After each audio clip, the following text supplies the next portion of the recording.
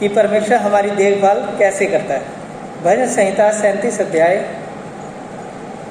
24 और 25 वचन। जिनका भी कोई नुकसान कभी हुआ है, जो भी आर्थिक रूप से तंग है या कोई शारीरिक रूप से तंग है या किसी भी तरह की मानसिक परेशानी है, तो उनके लिए परमेश्वर की एक सिक्योरिटी का वचन है ये। चाहे वे गिरे तो भी खड़ा न रह जाएगा, क्योंकि यहोवा उसका हाथ थामे रहता है। मैं लड़कपन से लेकर बुढ़ापे तक देखता आया हूँ, परंतु न तो उसके धर्मी को त्यागा हुआ और न उसके वंश को टुकड़े मांगते देखा। जी हाँ, परमेश्वर का वचन कहता है कि यदि कोई धर्मी व्यक्ति है, चाहे वह गिरे तो भी पड़ा न रह जाएगा, क्योंकि यहोवा उसका हाथ थामे रहता है, एक बाप के समान।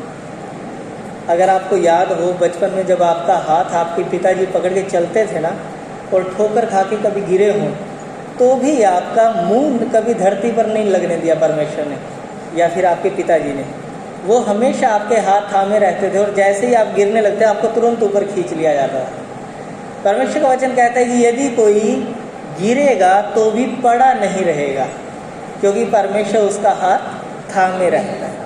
ये परमेश्वर की देखभाल है जो वो एक बाप के समान हमारी करता है।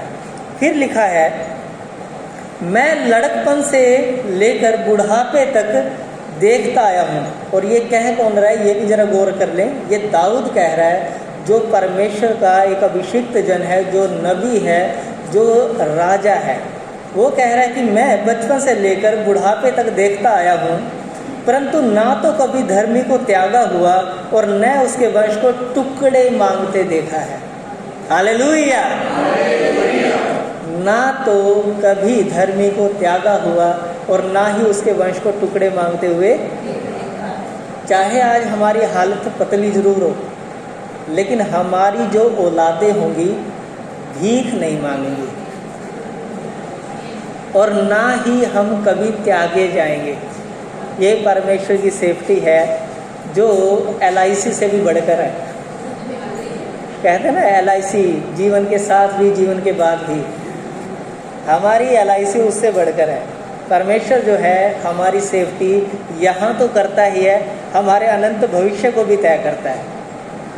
चलिए आगे एक और वचन देखेंगे हम। पहला पतरस 5 अध्याय। पतरस क्या कहता है इस विषय में कि हमें क्या करना चाहिए।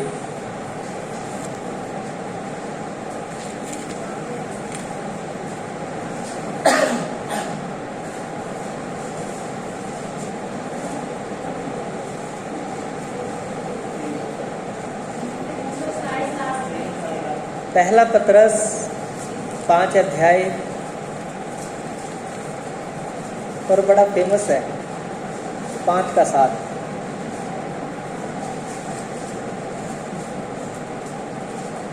अपनी सारी चिंता उसी पर डाल दो, क्योंकि उसको तुम्हारा ध्यान है। हालेलुया। एक गुड़िया थी, वो करती थी हालेलुया, बड़ी अच्छी लगती थी वो। चलिए, पतरस कहता है अपनी सारी चिंताएं उसी पर डाल दो, क्योंकि उसे तुम्हारा ध्यान है।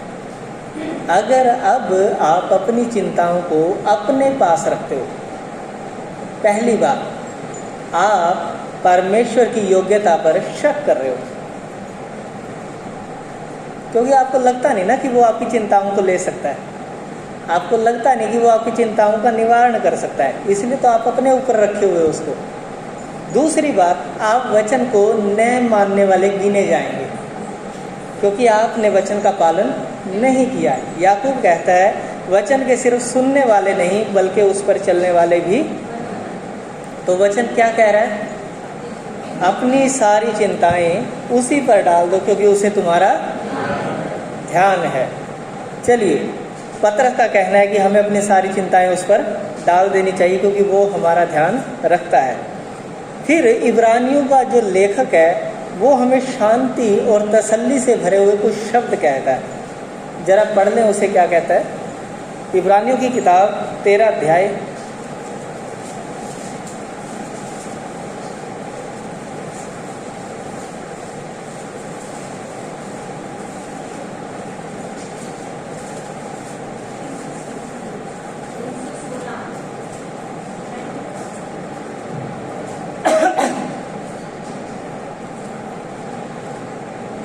हाँ जी 13 अध्याय 5 वचन। तुम्हारा स्वभाव लोभ रहित हो और जो तुम्हारे पास है उसी पर संतोष करो, क्योंकि उसने आप ही कहा है, मैं तुझे कभी न छोड़ूंगा और मैं कभी त्यागूंगा। हालेलुया। अब एक चीज को समझें। एक लड़का है, उसकी इनकम है 5,000 रुपये, ठीक है, और उसका पिता बिजनेस करता है, उसकी इनकम है 5 लाख रुपए। खर्चा उनका है टोटल 50,000 रुपये। और उसका बाप उसे कहे कि बेटा तू चिंता ना कर, मैं हूँ।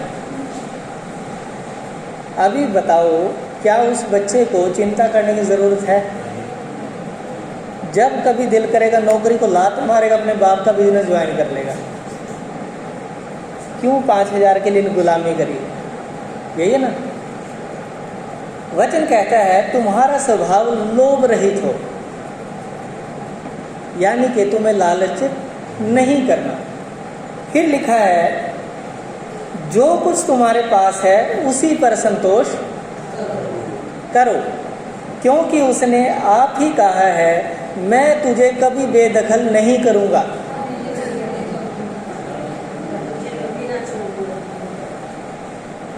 यही नहीं हो गया? मैं तुझे कभी बेदखल नहीं करूंगा, मेरी संपत्ति का वारिस तू है। तो कैसे बताइए आप मुझे हम चिंता करें? क्या लगता है कोई कारण कि हमें चिंता करनी चाहिए? एक उदाहरण के लिए आपको बात करते हैं। जो परमेश्वर हमारे लिए सोने की सड़कें बना रहा हो, वो हमें खाने के लिए नहीं देगा क्या? जो परमेश्वर मोतियों के फाटक यरूशलेम में लगा रहा है, वो हमारे लिए कुछ मुहैया नहीं कराएगा क्या? या फिर इन सब से साइड में आ जाते हैं। जो परमेश्वर हमारे लिए अपने बेटे को बलिदान कर सकता है, क्या वो हमारे लिए कुछ रखेगा? वो हमारे लिए अपने पास अलग से कुछ नहीं रखा, वो सब कुछ हम पर लौटा देगा या फिर लुटा देगा। बाइबल ऐसा बताते हैं, जिसने पर बेटा दे दिया वो कोई और चीज़ क्यों रखेगा? क्यों आप लोगों को तरसाएगा किसी चीज़ के लिए? यदि आप परमेश्वर पर ईमान रखते हैं तो भूखे नहीं रहेंगे। ऐसा एक गीत भी है, जो लोग यहोवा पर ईमान रखते हैं भूखे और प्यासे वो हरगिज न रहते हैं। चलिए अब चलते हैं हम किसी और लेखक के पास। हम चलेंगे भजन संहिता के लेखक के पास, और वो है दाऊद। हम चलेंगे भजन संहिता 46 अध्याय 46।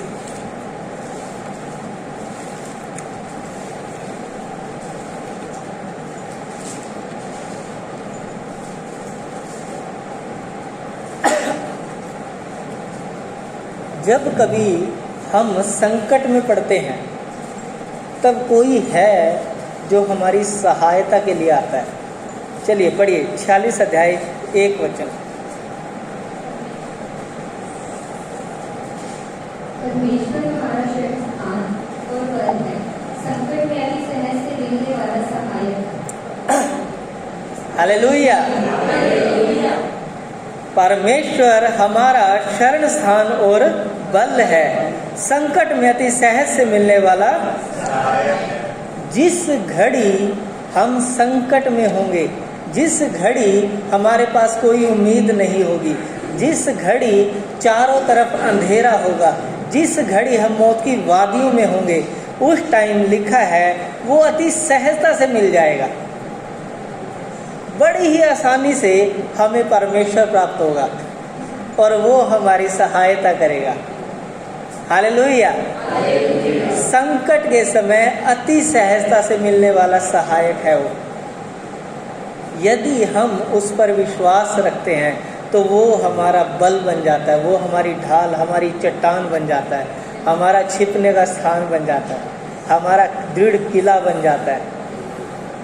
ये हमारे विश्वास के ऊपर होता है। एक नया गीत आया है कि ऐसा तेरा होवे ईमान कि पहाड़ भी टह जावन। ईमान आपका मजबूत होना चाहिए, परमेश्वर स्वर्ग से उतर आएगा आपके लिए। हालेलुया। फिर इसके आगे लिखा है, यदि कोई ऐसा विश्वास करता है, सुन लीजिए, कुछ नहीं कहेगा, ये फ्रेंड है। अगर कोई ऐसा विश्वास करता है परमेश्वर पर जिसमें शक ना हो, तो उसकी फीलिंग कैसी होगी? लिखा है, इस कारण हमको कोई भय नहीं, चाहे पृथ्वी उलट जाए और पहाड़ समुद्र के बीच में डाल दिए जाएं। यदि पृथ्वी को ऐसे ऐसे भी कर देगा ना कोई, कहता हमें कोई दिक्कत नहीं। कहता सारे पहाड़ों को उठा के कहता पानी में डाल दो, हमें कोई दिक्कत नहीं, क्योंकि हमारा बल जो है यहोवा है। हालेलुया। ये था कोरह वंशियों का लिखा हुआ गीत। ये दाऊद ने नहीं लिखा, ये कोरह वंशियों का लिखा हुआ एक गीत है। और चलिए, एक सबसे प्रसिद्ध भजन है, वो तकरीबन ज़्यादातर लोगों को याद ही होता है। सबसे फेमस भजन कौन सा है? राइट, भजन संहिता 23 और उसका 1 वचन, यहोवा मेरा चरवाहा है, मुझे कुछ घटी ना होगी। पूरी दुनिया में सबसे ज़्यादा फेमस प्रसिद्ध वचन यही है, भजन संहिता 23। और इसका पहला ही वचन इस बात पर केंद्रित है कि यहोवा मेरा चरवाहा है और मुझे कुछ घटी न होगी। वो निश्चिंत है कि यदि परमेश्वर हमारी ओर है तो हमें किसी भी चीज़ की कमी नहीं होगी। चलिए अब चलते हैं हम आगे। यीशु ने एक वायदा किया था हमारी देखभाल करने का, और वो वायदा था मत्ती की किताब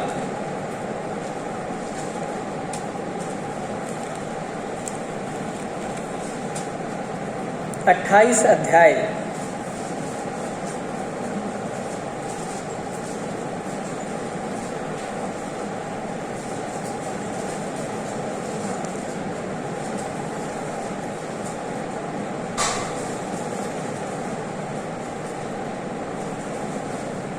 निकला 20 वचन।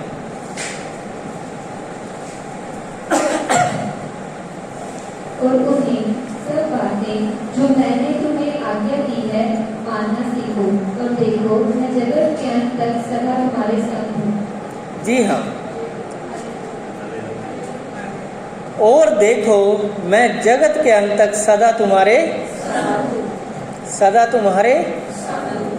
अब एक छोटा सा सवाल, क्या यीशु झूठ बोलता है? कभी बोलता हो? पक्का? क्लियर हो? मैं बाइबल से प्रूफ कर दूंगा।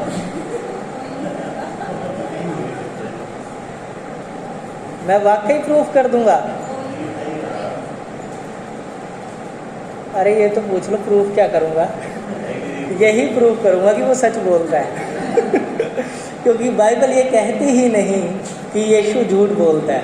यीशु कहता है ज्योति में अंधकार का कुछ काम नहीं है, जो सत्य की संतान है वो झूठ नहीं बोलते। और यीशु कहता है मार्ग, सत्य और जीवन मैं हूँ। तो यीशु खुद ही सत्य है, वो झूठ कैसे बोलेगा? और यदि यीशु सच बोल रहा है, इट मीन्स वो आपके साथ है, वो आपके साथ है, वो कभी आपको अकेला नहीं छोड़ेगा। तो फिर क्यों हम अपनी परेशानियों में उलझे हुए हैं? क्यों हम अपनी चिंताओं में इतना डूब जाते हैं कि परमेश्वर के अस्तित्व पर सवाल उठ जाता है? क्यों हमारे चेहरे घिए तोरी की तरह लटके रहते हैं? क्यों हम परमेश्वर के आनंद से भरे हुए नहीं होते? हालेलुया। जबकि हमें पौलुस कुछ और कहता है। देखिए रोमियो की किताब 8 अध्याय क्या कहता है पौलुस। यदि आज आपकी सिचुएशन जो है खराब हो, बिगड़ी हुई हो, हालात बद से बदतर हुए हो, तो पौलुस क्या कहता है? 8 अध्याय और 28 वचन। हम जानते हैं कि जो लोग परमेश्वर से प्रेम रखते हैं उनके लिए सब बातें मिलकर भलाई ही को उत्पन्न करती हैं, अर्थात उन्हीं के लिए जो उसकी इच्छा के अनुसार बुलाए हुए हैं। जी हाँ, हम जानते हैं, इट मीन्स इसमें कोई शक नहीं है कि जो लोग परमेश्वर से प्रेम रखते हैं उनके लिए सब बातें मिलकर भलाई ही को उत्पन्न करती हैं, अर्थात उन्हीं के लिए जो उसकी इच्छा के अनुसार। अब अपने आप को खुद चेक कर लें कि आपका मैटर कौन सा है। क्या आप उसकी इच्छा के अनुसार बुलाए हुए नहीं हैं? अगर बुलाए हुए हैं तो फिर आपकी ये सिचुएशन आपके लिए भलाई को उत्पन्न करेगी। आपकी कोई भी सिचुएशन कैसी भी क्यों ना हो, आपके लिए हमेशा भलाई को उत्पन्न करेगी। तो फिर हमें करना क्या चाहिए? मुद्दा तो ये भी आता है ना कि हमें क्या करना चाहिए। चलिए हम देखते हैं इब्रानियों की किताब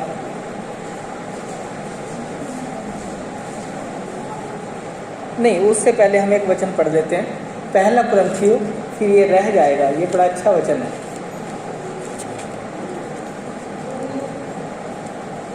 पहला कुरिन्थियों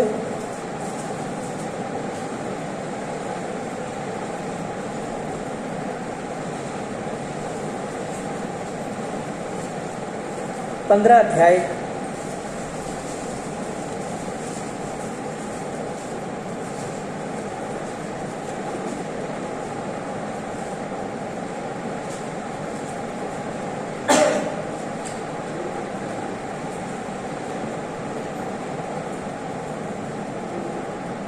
निकाल लिया। 57 वचन 57। परंतु परमेश्वर का धन्यवाद हो जो हमारे प्रभु यीशु मसीह के द्वारा हमें जयवंत करता है। हालेलुया। परमेश्वर का धन्यवाद हो जो यीशु मसीह के द्वारा हमें जयवंत। इट मीन्स आपका कोई रोल नहीं है, यीशु के द्वारा आपको जयवंत किया जाएगा। यीशु धर्मी है, आपको धर्मी ठहराया जाएगा। यीशु सामर्थी है, आपको सामर्थी ठहराया जाएगा। मैन ऑफ द मैच वही रहेगा, मैन ऑफ द सीरीज वही रहेगा, लेकिन टीम जीत जाएगी। हम उसकी टीम का हिस्सा हैं और यीशु बहुत बढ़िया प्लेयर है। हौसला रखिए, वो जब ओपनिंग करेगा तो ख़त्म भी वही कर देगा। वो अकेला काफ़ी है और वो अपना काम कर चुका। उसने कहा पूरा हुआ। अब हमें क्या करना है? कुछ थोड़ा बहुत तो हम भी करेंगे ना, क्योंकि अकेला जब खिलाड़ी बैटिंग करने जाता है ना तो वो अकेला नहीं जाता, साथ में एक दूसरा भी होता है। वो बेशक बैट लेके घूमता रहे, उसको स्ट्राइक देता रहे, काम उसका भी है, लेकिन थोड़ा है तो हमारा भी कुछ काम है, वो देख लेते हैं। और हमारा काम जो है वो है इब्रानियों की किताब 12 अध्याय 1 वचन।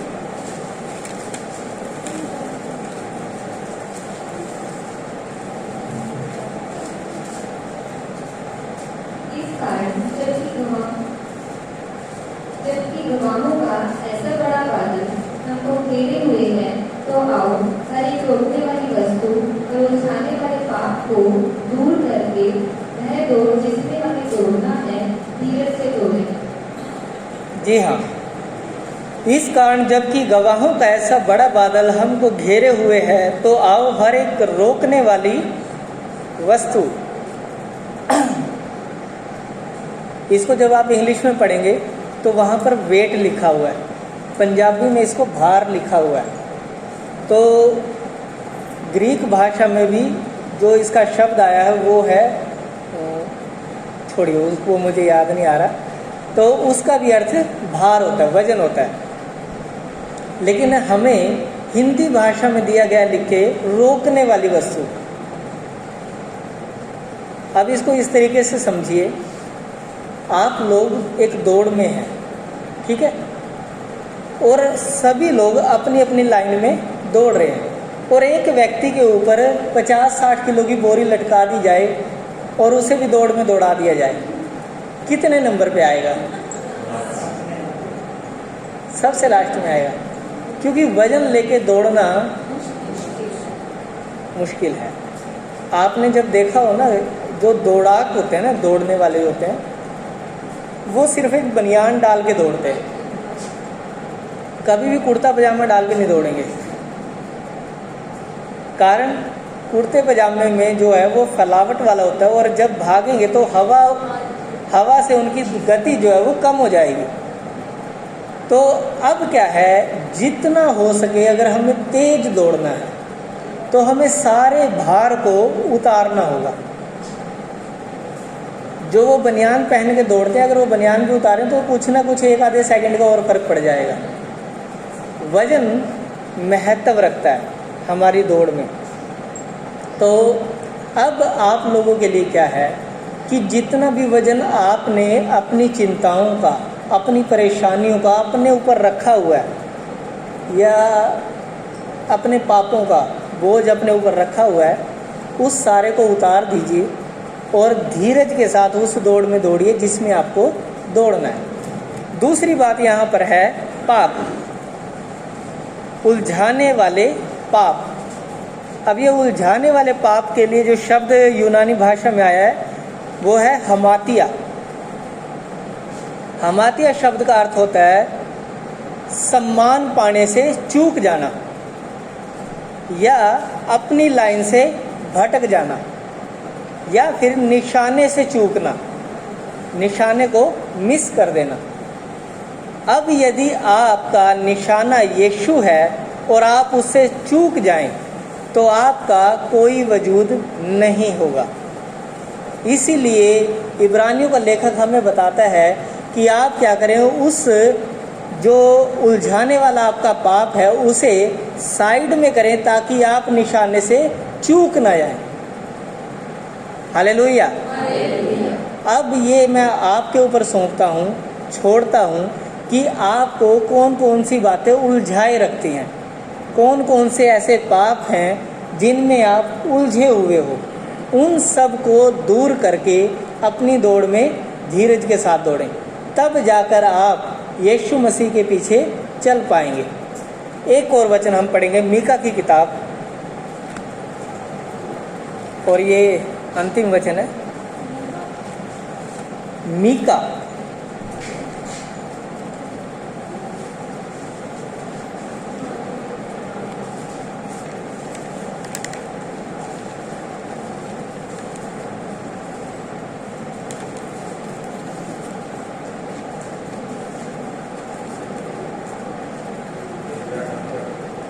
6 अध्याय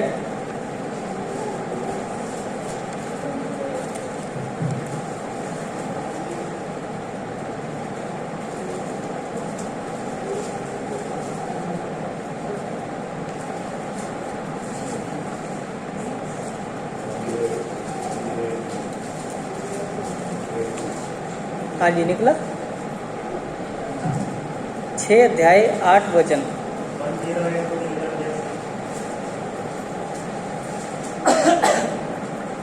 हे मनुष्य, मैं तुझे बता चुका है कि अच्छा क्या है, और यहोवा तुझसे इसे छोड़ और क्या चाहता है कि तू न्याय के काम करे और कृपा से प्रीति रखे और अपने परमेश्वर के साथ नम्रता से चले। हालेलुया।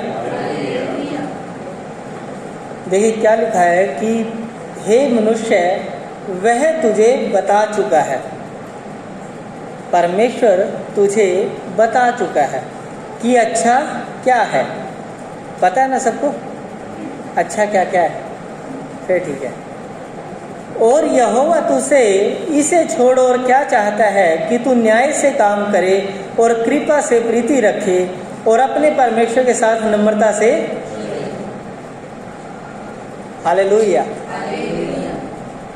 ये है वो काम जो आपको करना है, अपने परमेश्वर के साथ नम्रता के साथ।